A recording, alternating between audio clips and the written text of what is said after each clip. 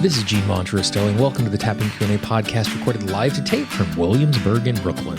This is episode 499, originally aired February 17th, 2021. Hi, everyone. I hope this finds you well wherever you are and whatever time of day you're getting a chance to listen to this. Thanks for spending a little time with me today. Today, we are going to talk about the value of emotional resilience and why it is one of my primary goals when I am looking at my tapping practice over a long period of time.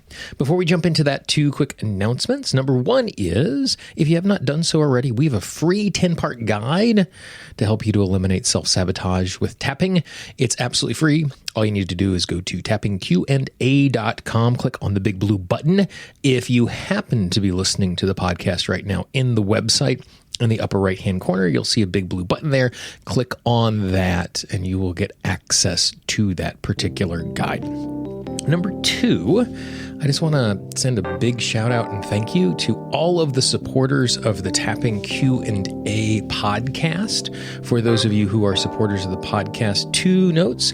Number one, earlier this week, I sent a note out talking about the 14 small businesses around the world that we got a chance to support. If you don't know, every single month, 10% of the support that goes to the podcast is immediately lent out through Kiva. Kiva is a microloan organization that supports small business owners all over the world who do not have access to traditional funding. And one of the reasons why we are able to support so many people is every single month those loans are paid back in little bitty chunks and we get to loan it out again. The second thing is, I'm going to talk about the book here in a little bit. My book that never got published, for those of you who are supporters, on Tuesday after this or before this podcast drops, I actually sent you a PDF copy of that book because I'm allowed to share it with my friends to review, and that's the only way I could distribute it. So my friends who are supporters of the podcast, you have access to that particular book in the Patreon feed. If you have questions about that and can't find it, let me know. If you would like to support the Tapping Q&A podcast, receive some amazing bonuses, plus little extra bonuses like a book that was never published, all you need to do is go to tappingqa.com/support. That's tappingqa.com/support. And thank you once again to all of the amazing supporters of the Tapping Q&A podcast. Today, what I wanted to do is I wanted to talk about emotional resilience. And for me, this is one of the three primary reasons why we tap. And so for me, the three primary reasons why we tap is, number one, emotional first aid. I am in some sort of distress in a particular moment. I'm going to tap and I'm going to bring it down. Number two is when I'm tapping around a particular issue. And that could be something as specific as a phobia of spiders, or it could be something more general around the sense of my sense of self-worth and self-esteem and how I show up in the world, but I'm targeting something specific in how I respond. The third is emotional resilience. And what I mean by emotional resilience is the way that we respond in a particular moment to the stimulus we're experiencing based on where we're starting from. Boy, that's a bunch of really big, complicated words. It's basically, how do I consistently keep myself in a better emotional state so I respond well when things go wrong? There we go. Plain English, much better. And so this is what I mean by that. I want you to imagine an emotional scale. And if you've never experienced an emotional scale or seen one before, basically what it is it's a scale from the bottom to the top, going from the most negative, least resourced emotion to the most positive, most well-resourced emotion. So the bottom might be total depression and the top might be enlightenment or enthusiasm or who knows. And there are lots and lots of different emotional scales, just because human emotion is difficult to slice and it's hard to evaluate it the way that we can see, like on a color spectrum, how through the color spectrums it goes red, orange, yellow, like we can see them moving in a spectrum. The emotions kind of do that, but it's a little more finesse because the way we describe our experience from one person to the other might be slightly different, even if we're having the same biochemical experience, which is that emotion. And so as you imagine this emotional scale, what happens when we experience something is it moves us up and down. So in any given moment, I feel a particular emotion. So let's say right now, I'm recording this in the morning. I've been fighting a little bit of a cold, so I'm a little run down, but I'm getting ready for a really amazing day of client calls and talking to people who I really enjoy talking to. So I am cheerful. I am upbeat. I'm not overwhelmed with enthusiasm, but I'm feeling good, as I also notice the fact that I'm a little physically tired. So that is a place I sit on that emotional scale at this particular moment. Then, as things happen throughout the day, it's going to move me up or down that emotional scale. And so if something good happens, it might move me up the emotional scale. Now, depending on how good that is going to determine how far I go up the emotional scale. Like if I get an email from a friend I haven't heard from in a long time, it makes me smile, it makes me feel a little better. So I just make a small tick up that emotional scale. If I'm in a circumstance where after I finish recording this and I log into my computer and I go into the back end of my shopping cart and I see a whole bunch of people bought the new Tapping Success Academy, which I launched 2.5 weeks ago, then I'm going to feel a lot better because I've worked so hard on that project, and to see that paying off financially for me and my business, but also seeing it paying off knowing that people are getting a chance to listen to these amazing transformational conversations I had with really powerful speakers, that is going to move me up much more. The exact same thing is small things could bring me down. I could realize that someone I wanted to talk to has had to reschedule for a couple of weeks, which puts back my plans. So that's going to knock me down a little bit.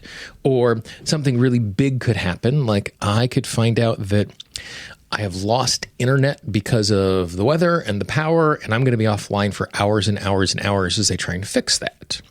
So it has a really big impact on my life. So any given moment, we're somewhere on that scale. In any given moment, something can happen that will move us up or down that scale. Now, sometimes we experience things that are so big, it can send us shooting way up the scale or way down the scale. No matter where I am on that emotional scale, in any particular moment, what's going to happen, let's say someone I love dies, that's going to send me cascading down the emotional scale because it is such a big thing. It does not matter where I am. So that's the concept of the emotional scale. And so what I mean by emotional resilience is we have a tendency, based on what is going on in our life, to settle into a particular spot on that emotional scale. And so from day to day, we might go up or down one or two emotional rungs on that emotional scale, but we are resilient to a particular spot in the scale. Like it is kind of our home base. For example, and I work out regularly, and so there is kind of a baseline of how a particular workout is going to impact me. And depending on what I've eaten and how much I've slept and the time of day and all sorts of things, on some days that workout might be a little easier, and other days it might be a little bit harder, but rarely is that workout that I consistently do super, super easy and I don't break a sweat, or so hard that I can't complete it. That I have this kind of baseline of physical health, which as I work out over time, that baseline consistently gets stronger and stronger and stronger so that whatever I'm dealing with, my body responds to in kind. Emotionally, we are the exact same way. We sit somewhere on that emotional scale, and over time, depending on what is going on, we can slide up that emotional scale or we can slide down that emotional scale. As I'm just kind of preparing for this and tuning into what is going on, as I record this, because of the nature of living alone and what is going on in my life and what is going on in the world, I am now going on 5 weeks without touching another human being. And I see people when I go shopping, but I literally have not touched another human being in 5 weeks. And because we are humans that need physical contact, and I like physical contact, it's just part of the way I show affection. Like, my emotional resilience is a little lower than it probably was 3 or 4 weeks ago. And I was even thinking about that as I was laying in bed, kind of waking up, looking over the day and thinking about it, going, gosh, I'm just not quite at full strength. And so it's slightly heading on a downward bend. But even with that going on, I'm still a positive, upbeat person. And even when things are not going well, I might be higher on the emotional scale than someone else in my life. And so the higher our resilience level is, our higher our home base is, the less impact something negative has on us. Because if I'm enthusiastic and something bad happens, then I'm happy, because it kind of takes the shine off of the enthusiasm. But if I'm frustrated when something bad happens, I immediately get angry. And so the consequences of just falling a point or two on the scale is going to be more significant where that resilience baseline is. So when I was talking about supporting the Tapping Q&A podcast, I mentioned the book that never was. So back in March, I signed a book deal, which was really pretty exciting. It wasn't even a book deal that I was looking for. Someone came and found me. I worked really, really hard. I wrote the book in 4 weeks. I wrote 32,000 words in 4 weeks. It's a topic that I probably wouldn't have written on, but I was really, really excited about that particular prospect. And I was paid a flat fee. It was a right for hire deal. And so even after the book was published, it was not going to financially enrich me in any way, but it was something that was, or at least directly, but it was something I was really proud of that was going to make a difference in the world. And the book was going to have the marketing might behind this publisher, which meant that more people would have found out about me and my website and this podcast, and all of these really wonderful things would have come from that. And I was redesigning my website based off of the launch date of the book and thinking about how I could serve the new people showing up as a great opportunity to grow my business. Well, as I talk about all of this in the past tense, you are, I sure have figured out that the book got killed. And it got killed in the stage in which they were working on cover art and the book had been laid out. Like, we were well into the process. And it wasn't my book. It was a lot of books at this particular publisher. And I got an email. I hadn't heard from them in a while. And we were getting to the time where I needed to start getting people to review the book and get testimonials. And instead of the regular, hey, this is the next step email, I got an email from a person who was a step above my editor, like my supervising editor. And the email was, hey, let's touch base. And I knew what was going on at the publishing company, and I knew they had canceled a bunch of titles. And the instant I got that email, I knew the writing was on the wall. Like, I knew I was in a circumstance where more than likely my book was done. And that is a week later, that is exactly what I found out. And I was disappointed. I wasn't devastated. I didn't cry. I wasn't overwhelmed. I was genuinely disappointed. I was disappointed because of all of the work that I put in that just no one was going to see, or at least not a large number of people were going to see.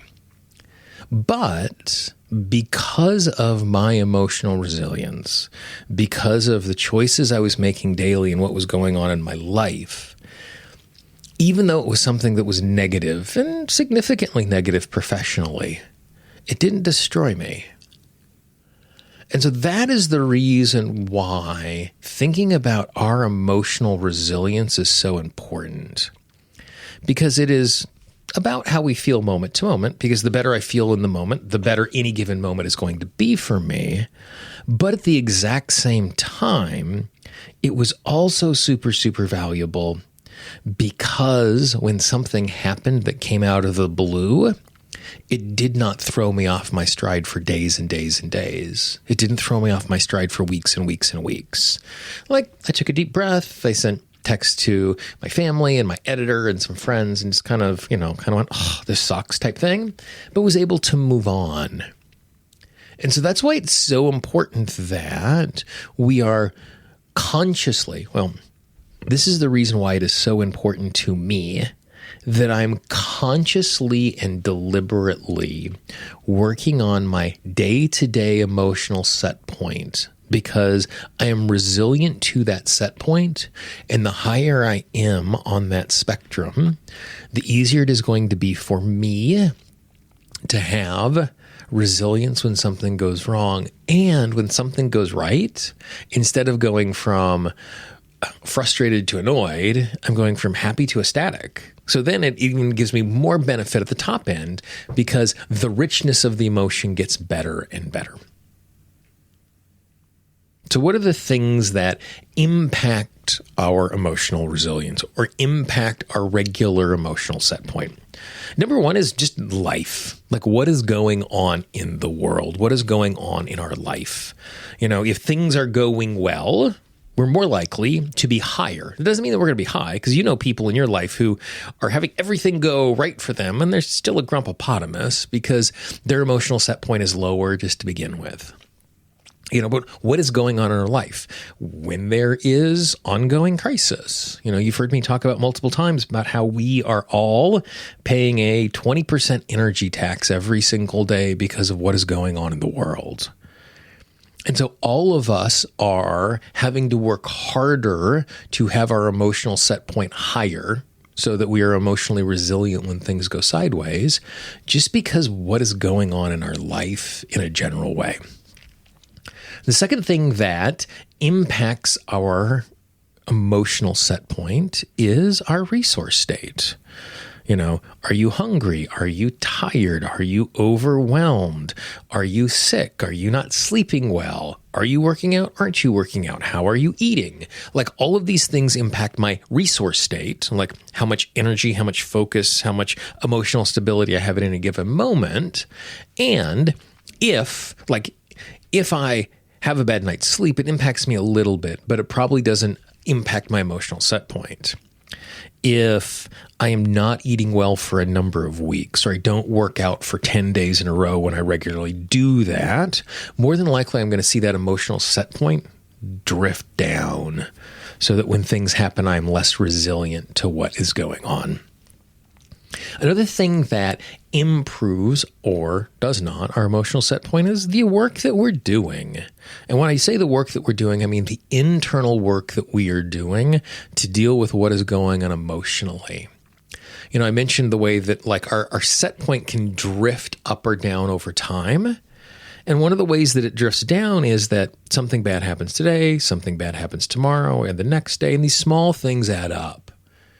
But if I am in a situation in which every single day I'm cleaning up whatever emotional resilience and residue and grossness and ectoplasm that I picked up over the day, then I'm not going to drift downward as that builds up. Because it builds up, I clean it out. It builds up, I clean it out. It builds up, I clean it out. So at a minimum, I'm maintaining my set point. So then, how do we improve it? For me, the way that I improve it first is I name it as a goal. Again, there are 3 reasons in my mind why we tap. We're doing emotional first aid. We're dealing with an issue that is impacting our life. And then we're thinking about emotional resilience. So just taking time and just doing work around, okay, how do I just generally feel better? And then the second step for me is to create a process goal, not an outcome goal. With emotional first aid, there's a very specific outcome. I want to feel better. That is an outcome goal. I'm going to tap until I feel good enough to be able to manage the circumstance, even if I don't feel over the moon. Dealing with a particular issue, self-esteem, taking action, putting myself out there. There is an outcome goal that is pretty easy to name. Am I showing up and acting in a different way? Or am I showing in that different way? I might not be afraid anymore. So I'm showing up differently because I'm no longer scared of spiders. Or I'm showing up differently because I'm confident in myself and I'm comfortable inside of my own skin. And all of that is good and beneficial. For emotional resilience, we can have that as a goal, but because, again, it's this thing that slowly drifts up or down, the best way to do it is with a process goal. And a process goal is the goal is to do the process. So, for example, I try and work out 6 days a week. That's the process goal. And I don't evaluate any particular workout. I don't weigh myself regularly. I'm not thinking about day to day how a particular workout impacts me. But I know if I work out 5 or 6 times a week consistently, then I'm going to be reaching the outcome goals that I want of more flexibility and more strength and having energy and whatever the goals are for working out. But the process goal is the one that is serving the outcome goal. And so for me, emotional resilience is about constantly cleaning up the emotional residue that I've picked up on any given day. And so for me, it's really as simple as 5 or 10 minutes in the morning or 5 or 10 minutes in the evening tapping without words and just tuning into my system and seeing what's coming up. Because when I'm just doing that general cleaning, then I'm going to be in a circumstance in which it is easier for me to see clearly what is in front of me. And by doing that, I go, ooh, this is an action I want to take. I'm a little scared of that. So then I'm going to do tapping around taking that particular action, that outcome goal. And because I now can do that outcome, I'm going to gain confidence. I'm going to have new opportunities. And in a subtle way that impacts that emotional set point. So big picture, recognize the fact that the way we respond in the moment and the way we respond to things going right or wrong around us is 1, what is happening and what is our history with that thing? 2, what is our resource state? Like, how am I feeling today? And 3, what is my overall emotional set point, which dictates where my emotional resilience is? Where's the place I'm going to resiliently live in my emotional state? And so if I recognize that as something, then I also recognize it as something I can transform. And if I create a process goal of just cleaning up what I'm carrying around inside of me, paying attention to how what is going on in my life and what is going on in the world is slowly grinding me down and responding to that in a deliberate way, then I'm going to be in a circumstance where my emotional set point is going to move up and I'm going to have so much more emotional resilience. So that is a little bit of a more theoretical conversation than the normal tapping that we do, but I think it's really important because, again, this is one of the 3 reasons why I think we tap. And if we understand that, it makes it easier for us to do that. I would love to hear your thoughts and your feedback on this particular thing. I can always be reached, Gene, Gene, at tappingqa.com. If you're on the website, just click on that contact link. If you are inside of the free Tapping Q&A app, which I just did some refreshing of, adding a bunch more tapping scripts to it, just click on the contact link. You can send me an email or a voicemail from right inside of the app. If you haven't downloaded the app, just in your app store of choice for your Apple or Android device, just search for Tapping Q&A. If you have a question or a comment about anything, if you have a recommendation for a show topic, please let me know as well. Gene, Gene, at Tapping Q&A. I just got a really interesting email yesterday that I can't wait to investigate about someone new to talk to and share with you. If you haven't done so already, please subscribe to the podcast. In podcasting parlance, subscribe is always free. You can find the show on Apple Podcasts, Google Podcasts, Pandora, Spotify, Amazon Music, Audible, on your Alexa. Basically, anywhere you listen to audio, you can find the show. Just search Tapping Q&A, click follow, click subscribe, click whatever button it is in that ecosystem so that you'll get notifications and turn those notifications on whenever a new episode comes out. For the Tapping Q&A podcast, this is Gene Montrestelli. I hope you have a great day, and I will talk to you real soon. Bye-bye. The Tapping Q&A podcast is copyright Gene Montrestelli Tapping Q&A. All views expressed by guests are those of the guests and not necessarily of Gene Montrestelli and Tapping Q&A.